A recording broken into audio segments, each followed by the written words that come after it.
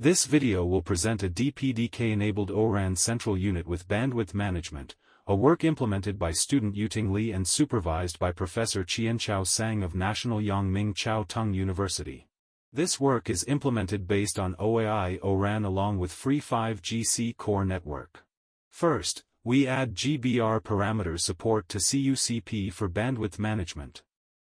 Then, we further separate CUUP into control plane, CUUPC, and user plane, CUUPU, CUUPC, modified from OAI CUUP, handles E1 communication and controls CUUPU through gRPC.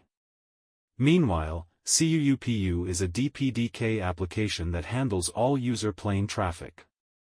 It handles uplink traffic from the F1, U interface and downlink traffic from the N3 interface based on the PDU session information received from CUUPC. Next, we will demonstrate the throughput for different packet sizes. For the uplink, the N3 throughput, shown by red columns, is the output of CUUPU. Our work achieves 10 gigabits per second for 87 byte packets and 94.6 gigabits per second for 1024 byte packets, which is close to 100 gigabits per second. For the downlink, the F1, U throughput, shown by blue columns, is the output of CUUPU. Our work achieves 12 gigabits per second for 91 byte packets and 100 gigabits per second for 1024 byte packets. Next, to compare the latency between OAI CUUP and DPDK CUUP, we measured the round-trip times between UPF and UE by using ping. We ran 100 experiments for each CUUP implementation using a 1 microsecond interval and 64 byte packets.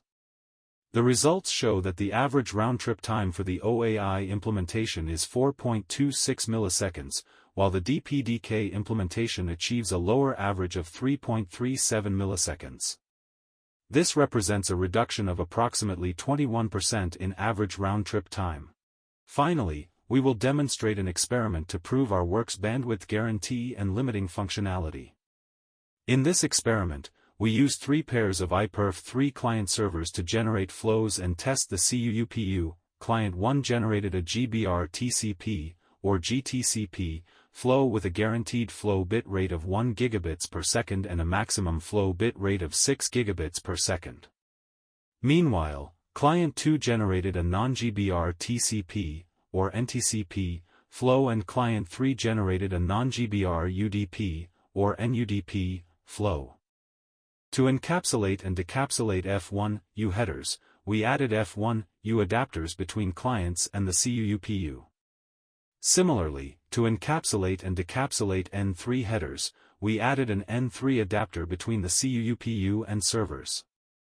In this setup, each link has a bandwidth of 10 gigabits per second, making the N3 uplink the bottleneck.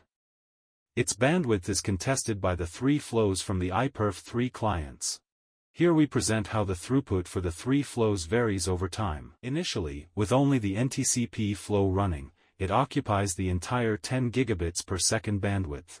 At the 10-second mark, the GTCP flow begins and maintains a throughput of about 5.5 gigabits per second. This is higher than its guaranteed rate of 1 gigabits per second but below its maximum rate of 6 gigabits per second. Meanwhile, the NTCP flow's throughput decreases to about 4.5 gigabits per second.